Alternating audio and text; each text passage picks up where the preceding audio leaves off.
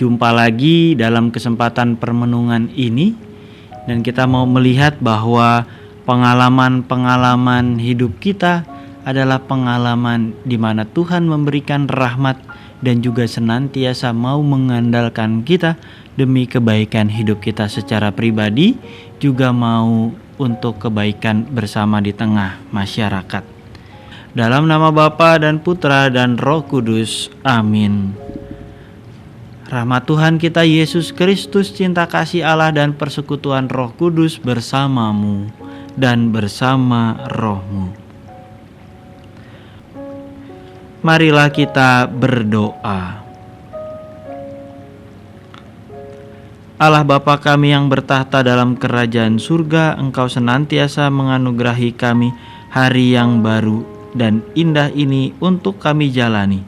Bimbinglah langkah kami dalam setiap kegiatan kami hari ini, dan buatlah kami untuk selalu mengandalkan Engkau, pangkal iman dan kehidupan kami.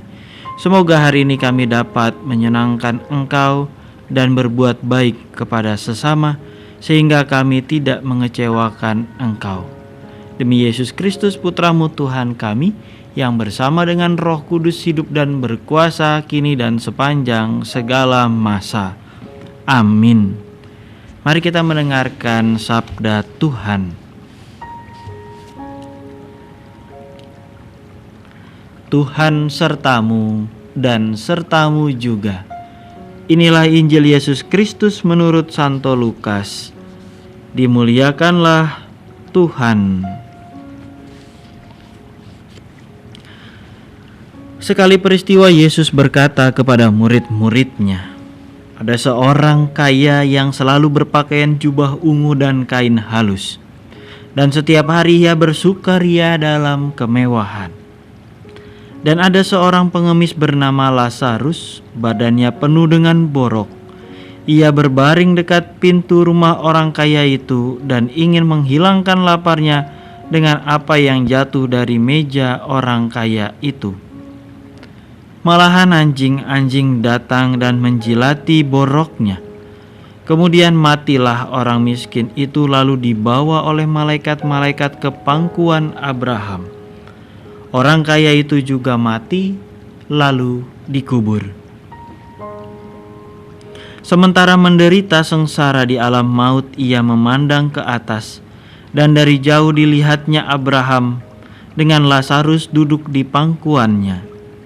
Lalu ia berseru, "Bapa Abraham, kasihanilah aku. Suruhlah Lazarus mencelupkan ujung jarinya ke dalam air dan menyejukkan lidahku. Sebab aku sangat kesakitan dalam nyala api ini." Tetapi Abraham berkata, "Anakku, ingatlah, engkau telah menerima segala yang baik semasa hidupmu, sedangkan Lazarus segala yang buruk. Sekarang ia mendapat hiburan dan engkau sangat menderita. Selain daripada itu, di antara kami dan engkau terbentang jurang yang tak terseberangi, sehingga mereka yang mau pergi dari sini kepadamu ataupun mereka yang mau datang dari situ kepada kami tidak dapat menyeberang." Kata orang itu, "Kalau demikian, aku minta kepadamu Bapa, supaya engkau menyuruh dia ke rumah ayahku. Sebab masih ada 5 orang saudaraku, supaya ia memperingatkan mereka dengan sungguh-sungguh, agar mereka kelak jangan masuk ke dalam tempat penderitaan ini."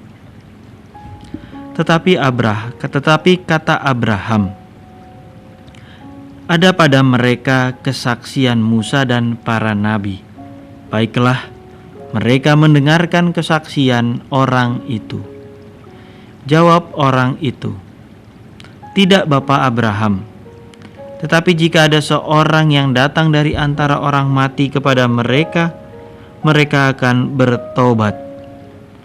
Kata Abraham kepadanya, "Jika mereka tidak mendengarkan kesaksian Musa dan para nabi, mereka tidak juga akan mau diyakinkan, sekalipun oleh seorang yang bangkit dari antara orang mati. Demikianlah Injil Tuhan. Terpujilah Kristus.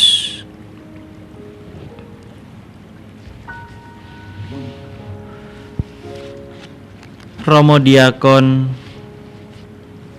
para suster bruder, Bapak Ibu, saudara-saudari, teman-teman muda dan anak-anak yang terkasih, semoga selalu dalam keadaan tetap sehat, penuh dengan semangat, berlimpah sukacita dan kegembiraan bersama dengan keluarga dan orang-orang yang dicintai. Saya mau membagikan apa yang saya renungkan dan bagaimana kita dipanggil oleh Tuhan untuk dapat diandalkan oleh-Nya berbuat kasih kepada sesama. Dalam bacaan Injil yang sudah cukup kita kenal, ketika orang kaya dan Lazarus masih hidup, mereka tinggal berdampingan, tetapi yang satu kaya, yang satu itu menderita sekali, miskin dan menderita. Lazarus dan juga si orang kaya. Tetapi ketika mereka meninggal, Lazarus bersama Bapak Abraham dan si orang kaya tinggal di tempat yang tempat penderitaannya. Nah, pertanyaan adalah kenapa? Ya, seperti itu. Kalau saya merenung-renungkan, itu karena si orang kaya kurang mampu untuk melaksanakan rahmat-Nya demi kebaikannya dan demi kebaikan sesamanya. Rahmat yang ia terima dari Tuhan itu hanya untuk dirinya, untuk kesenangan dirinya, mungkin hanya untuk keluarganya. Sementara ada Lazarus yang di dekatnya, ia tidak memperhatikan. Nah, saudara-saudariku yang terkasih, dalam sudut pandang bangsa Yahudi, terutama dalam konteks kitab suci kita yang tadi kita dengar dalam bacaan Injil,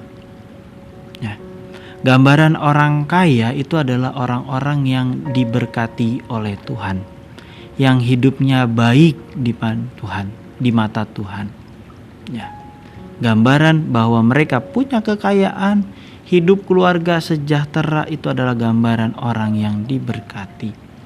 Nah, punya istri, punya anak yang banyak, ya, lalu ada keturunan juga. Ada ternak yang banyak, ada lumbung makanan yang tidak pernah kosong, punya hamba yang banyak membantu dan melayani. Ya, gambaran kekayaan, dan itu juga menjadi tanda rahmat Tuhan. Dalam perjanjian lama maksud saya, itu juga ada pribadi-pribadi yang berahmat. Contoh Abraham, ya, yang tadi ada. Kita ingat janji Tuhan, yaitu berkat tanah dan keturunan. Tuh. Dan Abraham menjadi pribadi yang kaya, memang berkecukupan lebih.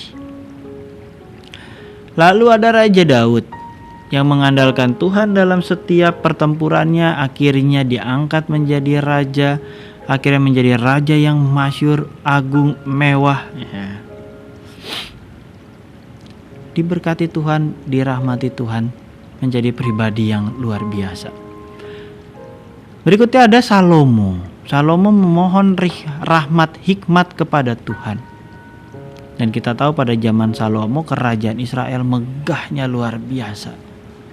Ya. Itu adalah gambaran bangsa yang diberkati, dibimbing, disertai oleh Tuhan. Ada kelimpahan rezeki, kelimpahan materi. Tokoh lain misalnya ada Ayub. Walaupun kisahnya nanti Ayub dicobai, tetapi bahwa Ayub menjadi orang kaya pada zamannya adalah gambaran orang yang diberkati. Teman-temannya pun mengakui, kamu itu orang yang diberkati, hartamu banyak, segala-galanya ada, berkecukupan. Jadi dalam kerangka itu, saya mau mengajak kita melihat bahwa sebenarnya orang kaya itu adalah orang yang juga diberkati oleh Tuhan. Dikatakan dia adalah orang yang kaya, berpakaian jubah ungu dan halus. Jubah ungu dan kain yang halus itu hanya bisa dibeli oleh orang kaya pada zaman itu.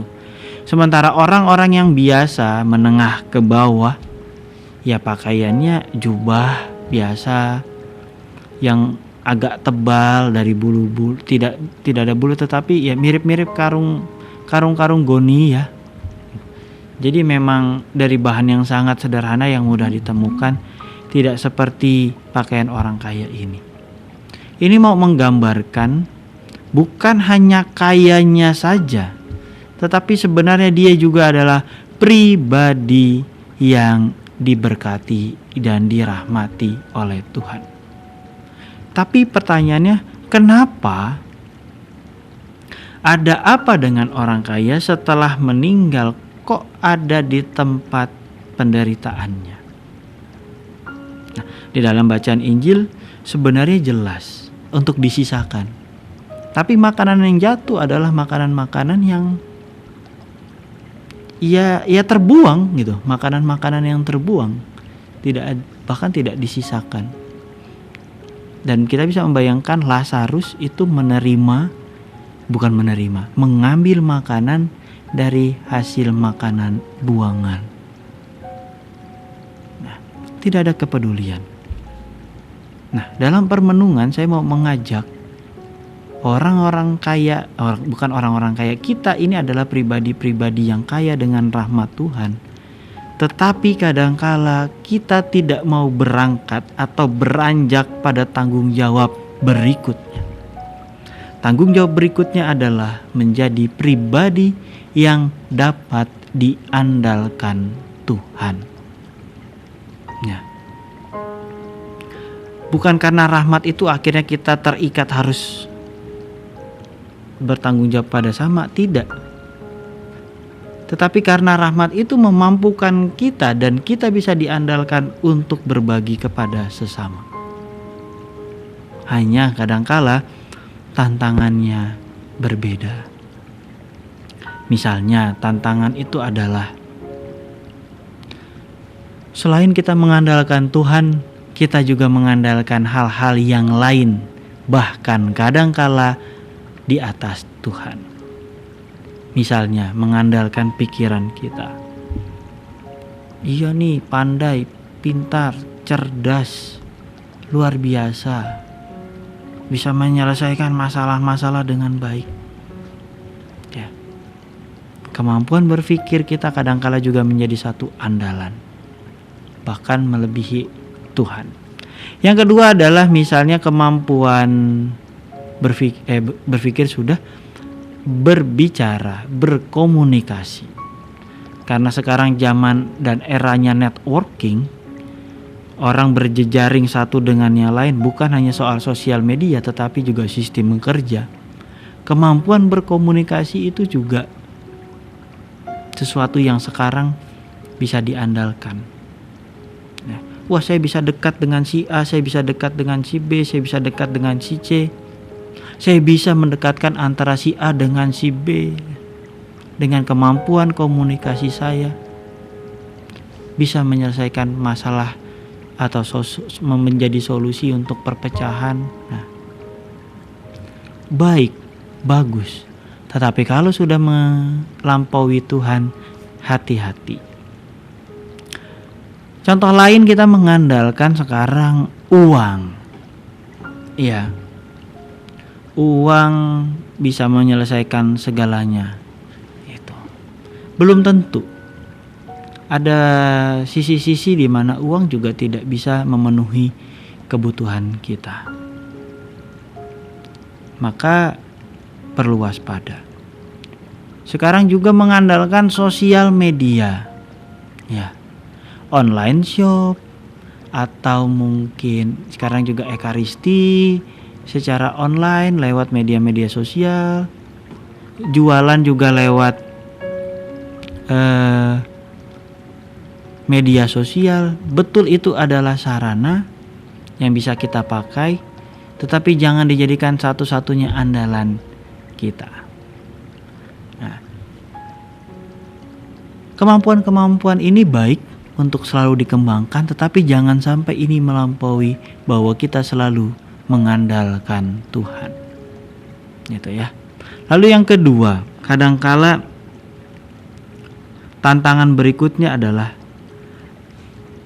keraguan di dalam diri kita sendiri. Gitu. Keraguan soal sebagai pribadi yang berrahmat sudah kita renungkan di bagian yang pertama tadi. Artinya kita melangkah kepada suatu tantangan yang baru, yaitu adalah bahwa sungguhkah kita bisa terlibat di dalam kehidupan bermasyarakat. Kadangkala kita banyak berpikir, ada banyak perbedaan, ada sistem yang kurang cocok dengan saya dan segala macam. Itu semua tantangan-tantangan yang perlu kita sesuaikan ketika kita sudah mulai terlibat di tengah masyarakat. Tidak perlu takut bahwa kita itu adalah pribadi yang sebenarnya bisa untuk terlibat. Kadangkala kita takut dan bingung, nanti kalau sudah saya terlibat, saya bisa berbuat apa? Itu. Nah, kalau saya lebih mengajak, ya sudah, nyemplung aja dulu, atau terlibat saja dulu, sehingga apa? Sehingga nanti bisa menyesuaikan diri. Ya. Kalau istilah anak zaman sekarang itu adalah cek-cek ombak. Lihat-lihat penyesuaian. Nanti kalau sudah betul-betul masuk, tinggal kita lihat peluang kita bisa bantu di bidang ini, kita bisa bantu di bidang ini. Ya. Keterlibatan dimulai dengan ketika kita memberanikan diri masuk ke dalam situasi konkret. Nah, yang terjadi pada orang kaya tadi adalah rahmat itu ia nikmati sendiri, bahkan ketika berjumpa dengan orang yang ada di depannya, ia tidak peduli. Nah, tentu yang dimaksudkan oleh Yesus adalah bahwa kita diundang untuk menjadi pribadi yang bisa diandalkan. Diandalkan untuk apa? Untuk berbuat nyata bagi sesama. Kalau bisa memberikan makanan sedikit kepada sesama, silakan lakukan. Kalau bisa menyumbang, misalnya mengajar untuk anak-anak yang sekarang sedang membutuhkan di masa pandemi, lakukan. Kasih kepada Tuhan selalu mencukupi segala kebutuhan kita. Terlibat artinya mau berbuat nyata, ada aksi yang konkret, dan pada akhirnya menjadi pribadi yang membawa berkat bagi sesama. Berkat itu bukan cuma diberkati saja, ya, tetapi itu juga dalam tindakan-tindakan yang konkret. Bapak, Ibu, dan saudara-saudariku yang terkasih, menjadi pribadi yang dapat diandalkan oleh Tuhan membutuhkan kepercayaan diri rohani. Bukan hanya kepercayaan diri secara psikologis, saya mampu berbicara di depan umum, mampu tampil, mampu membawakan renungan dan segala macam. Bukan. Kepercayaan diri rohani adalah kepercayaan bahwa Tuhan selalu menyertai hidup kita, selalu menuntun, mencukupi segalanya. Bahkan pada pengalaman-pengalaman yang memberatkan kita, Tuhan selalu membantu dengan cara-caranya yang luar biasa. Supaya dapat diandalkan oleh Tuhan, mari kita pupuk kepercayaan diri rohani ini. Di hadapan Allah kita selalu disertai, selalu dicukupi oleh Ia. Ia yang memberikan rahmat, Ia pula yang membantu kehidupan sehari-hari kita. Maka jangan takut kalau kita diundang atau diutus atau dipakai oleh Tuhan untuk kegiatan-kegiatan di tengah masyarakat, atau dipakai oleh Tuhan untuk membantu di dalam pelayanan-pelayanan gerejawi. Itu bukan berarti karena Bapak Ibu itu dipilih karena gereja tidak punya pelayan, tidak. Tetapi pasti ada something, pasti ada sesuatu. Bapak, Ibu, teman-teman muda dan anak-anak itu dipilih karena Tuhan memang menghendaki kita kerjasama dengan Dia. Maka semoga permenungan hari ini boleh meneguhkan iman kita, menjadi semangat keuskupan tadi, Keuskupan Agung Jakarta, makin mengasihi Tuhan, makin terlibat, makin menjadi berkat untuk semakin banyak orang. Saudara-saudariku yang terkasih, mari kita mensyukuri itu semua, rahmat Tuhan yang mengalir, dan mari kita memupuk kepercayaan diri rohani kita untuk menjadi pribadi yang dapat diandalkan Tuhan di tengah kehidupan masyarakat. Mari kita tutup dengan doa serta mohon berkat dari Tuhan. Marilah kita berdoa. Allah Bapa yang Maha Pengasih dan Penyayang, kami bersyukur karena Engkau senantiasa menyertai hidup kami. Kami selalu ingin dekat denganmu, Sang Sumber yang tak pernah kering, yang selalu mencukupi kebutuhan hidup kami, baik dalam pengalaman-pengalaman suka maupun di dalam pengalaman-pengalaman duka. Tuhan, ajarlah kami agar kami mengenal Engkau dan kami semakin percaya kepada Engkau, dan pada akhirnya boleh menjadi pembawa berkat, menjadi pribadi yang dapat Engkau andalkan untuk mewartakan kerajaan-Mu di tengah kehidupan keluarga dan di tengah kehidupan bermasyarakat. Berkati segala aktivitas dan kegiatan kami, semoga semuanya senantiasa seturut dengan kehendak-Mu. Tuhan sertamu dan sertamu juga. Semoga saudara-saudariku sekalian, orang-orang yang kita doakan dan kita cintai, senantiasa dilindungi, dibimbing, dan diberkati oleh Allah yang Maha Kuasa. Dalam nama Bapa dan Putra dan Roh Kudus. Amin.